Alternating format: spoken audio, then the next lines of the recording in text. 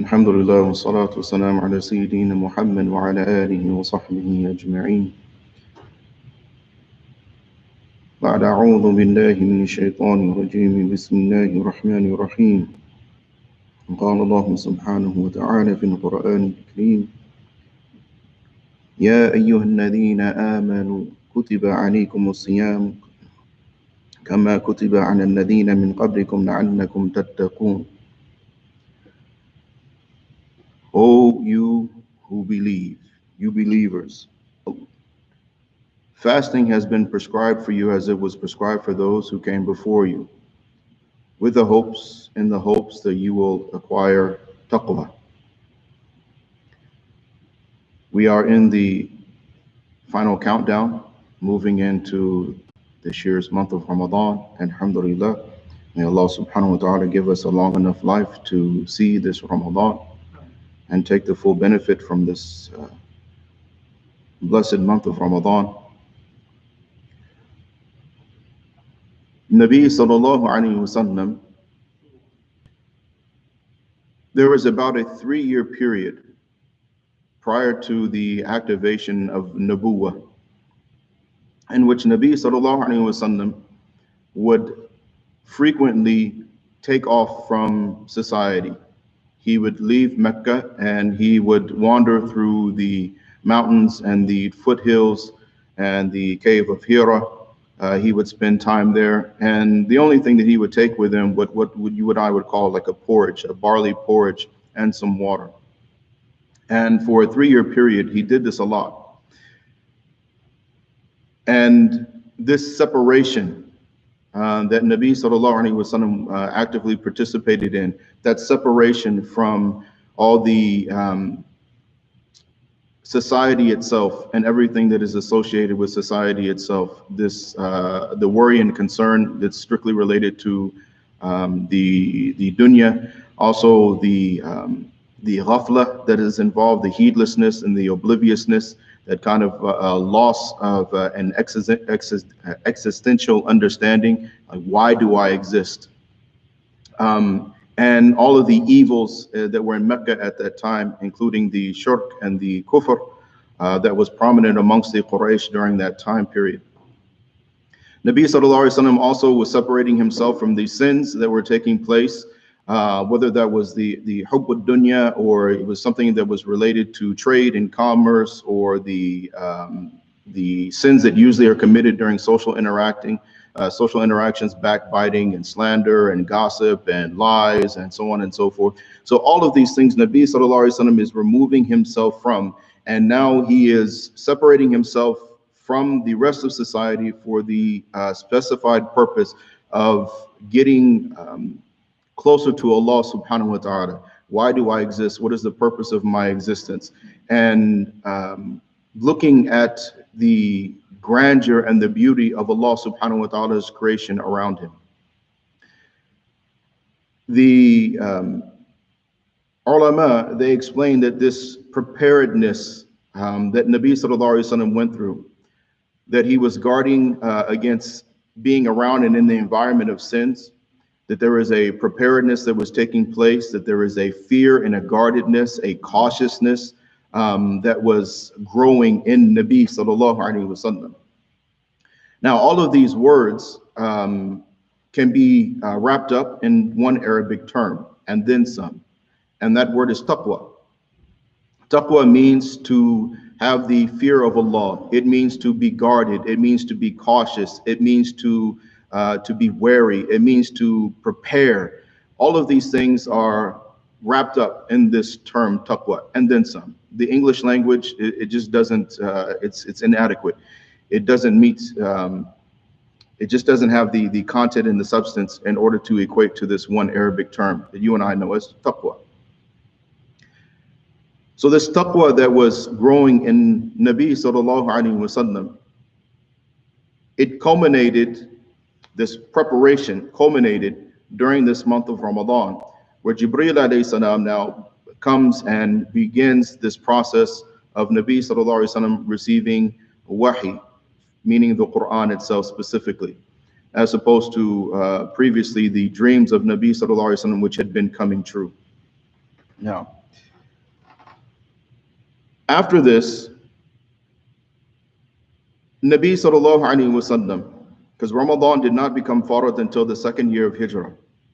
So out of 23 years, 15 years out of that 23, there was no farad fasting during the month of Ramadan. So we're only talking about roughly 7-8 years afterwards, in which now the institution of Ramadan, and what you and I know and recognize as Ramadan, actually took place within the Muslim community. But during this 15-year period and even after, Nabi sallallahu alaihi wasallam still maintained this detachment. There was a specified time in which he would detach away from everything else and strictly focus on Allah subhanahu wa ta'ala, and that was in the night, fil layl. And this is where tahajjud comes in. This is where qiyamul layl and the ibadah of Nabi sallallahu alaihi wasallam took place, and specifically now with this focus only on Allah subhanahu wa ta'ala. No interaction with creation. Everybody else is sleeping or also or either engaged in the same thing on their own private individual basis. So this understanding that there is a need for a degree of solitary confinement, there is a need for a separation from the rest of creation, to focus strictly on Allah subhanahu wa ta'ala and my relationship with Allah subhanahu wa ta'ala, without all of the mundane distractions, without all of the social distractions, without all the distractions which are associated with fulfilling the rights of creation. Because as soon as I'm interacting with creation on any level, I have to be immediately on guard and aware of what are the rights of this one and that one and this one and this one. And I also have to be cautious, and I have to be careful because of the sins that other people commit. So you're always in this, you're under this constant threat anytime you're engaging socially with individuals, because of the threat that exists, because of the shar, or the evil that exists in the human being, especially those human beings who are in a state of ghafla, who are heedless and unaware, and have no taqwa, have no fear of or apprehension associated with Allah subhanahu wa ta'ala, and having to answer to Allah subhanahu wa ta'ala for their deeds and their actions. So when Nabi sallallahu alaihi wasallam is now taking this time, this private time, to spend it with Allah subhanahu wa ta'ala, without having to worry about all of these other things which are associated with the creation, this was a prized time for our beloved Prophet Muhammad sallallahu alaihi wasallam. To the extent that now, even when he was traveling, we know that even when we're musafir, we're in a state of safar, we still make our witr, because this was an aspect of the tahajjud of Nabi sallallahu alaihi wasallam. So even on this minimal level, we're still going to engage in this after salat or Isha in the night. We are still going to engage in some nafil ibadah, some extra ibadah, because this importance is placed on this connection with Allah subhanahu wa ta'ala, especially in the night. Now, the Sahaba radiallahu ta'ala anhum ajma'een, they also were engaging, and they adopted this practice of the Prophet sallallahu alaihi wasallam. And we know so many ahadith about them finishing the Quran in a single night, or finishing a Quran in 3 nights. And there's so many hadith related to these certain practices and their habits that they used to have when they were engaging in ibadah in the night. And this was something that was commonplace amongst the Sahaba. They understood the importance of this association between the rububiyyah of Allah subhanahu wa ta'ala and the ubudiyyah of myself as the creation of Allah subhanahu wa ta'ala. That I am the abd, Allah subhanahu wa ta'ala is my Rabb, and I'm going to have to stand in front of Allah subhanahu wa ta'ala by myself on Yawm al-Qiyamah. So everything that is happening externally, it has an impact internally, but more importantly, this internal factor, this relationship with Allah subhanahu wa ta'ala, the love of Allah ta'ala in my heart, the obedience of Allah subhanahu wa ta'ala in my heart, this taqwa and iman, this yaqeen, this tawakkul ala Allah subhanahu wa ta'ala, that all of these aspects of this relationship with my Rabb, they needed to be cultivated. They needed to be nurtured, so that way they could become more refined and they could grow. And then my relationship, I become closer to Allah subhanahu wa ta'ala. So they engaged in this effort, even though during the daytime they dealt with their families, they dealt with their business, they dealt with their financial matters. They dealt with society in general, and they engaged in matters together. There was that collective association. As they were, as an ummah, they were dealing with the situation of the preservation and the spread of Islam at the feet of Nabi sallallahu alaihi wasallam. But now in the night, this cultivation and this refinement of their relationship with Allah subhanahu wa ta'ala, begging for the forgiveness of Allah for their shortcomings and their deficiencies, begging for Allah subhanahu wa ta'ala's rahmah, begging for Allah subhanahu wa ta'ala's fadl. This is how they spent their nights. In this solitude, there is a value for this solitude and this private time between the abd and the Rabb. When we look at Ramadan, Nabi sallallahu alaihi wasallam, we know that there is the sunnah of i'tikaf, where now even in Ramadan, Nabi sallallahu alaihi wasallam is maintaining the practice that he had prior to the activation of Nubuwwah. It was maintained during those first 15 years. Now in the month of Ramadan, Nabi sallallahu alaihi wasallam is becoming more and more separated. It starts happening during this month, during the month of Sha'ban. And then now by the last 10 to 20 days, it wasn't always 10 days, sometimes 20 days. So sometimes 2/3 of Ramadan, Nabi sallallahu alaihi wasallam now is basically placing a tent inside of the masjid, and he's secluding himself for the most part from the rest of society and focusing strictly on this relationship with Allah subhanahu wa ta'ala. Is the revision of the Quran is taking place with Jibreel alayhi salam during this month of Ramadan, and now this focus on taqwa. Because when we say taqwa, what is taqwa? Cautiousness. It is to be cautious. It is to be wary. It is preparedness. It is the reverence for Allah subhanahu wa ta'ala. It is the fear of Allah subhanahu wa ta'ala. Based on what? That's the question. Now, you can translate a term, but you have to understand where now that terminology. So even if we're taking the word taqwa and we're giving it the supposed or the generic English equivalent in terms of and terminology itself, for what? Fear of Allah, why? Wary, why? Cautious, why? Preparing, for what? Reverence, why? This is where now the aqidah of Islam comes into play. This is where now, when you say that now you make that attachment and you make that this distinction now, that taqwa is specifically having to deal with this heightened awareness regarding our aqidah. That when Nabi sallallahu alaihi wasallam, when he was separating himself from the rest of humanity, and now he is looking at the creation of Allah subhanahu wa ta'ala and looking at the fi'l of Allah, that Allah subhanahu wa ta'ala, Allah ta'ala has done all of this. All of this is khalq Allah. All of this is the creation of Allah. It is only Allah that is controlling this. It is only Allah subhanahu wa ta'ala that has brought this into existence and is now maintaining the existence of everything that is in existence in its entirety. So my relationship and who am I? Why do I exist? Why have I been brought into existence? What is my role? When you're thinking about the universe and the as-sama, you're looking at the heavens, you're looking at the earth, you're looking at the intricacies and all of these systems within systems within systems. Whether you're looking at the macro or you're looking at the micro, you're seeing so many systems that are completely in harmony with each other. And now you look and say, who am I? When you look at this huge creation of Allah subhanahu wa ta'ala, and now you look at yourself and you say that who am I? In this great scheme of Allah, in this system of Allah subhanahu wa ta'ala, in the creation of Allah subhanahu wa ta'ala, who and what am I? What is my role? What is my place? What is my purpose?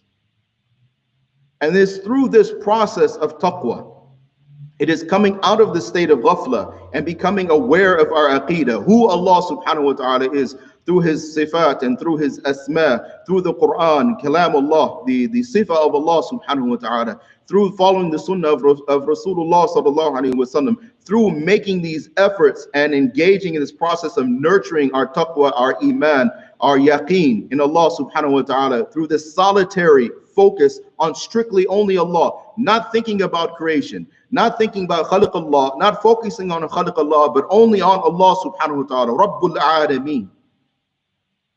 It is through this process that you and I understand and begin to understand the role that we have, and this taqwa now becomes alive, because now instead of just thinking that, well, my purpose in life is what? To make money, get married, have kids, have a business, some name and fame, maybe a little bit of status.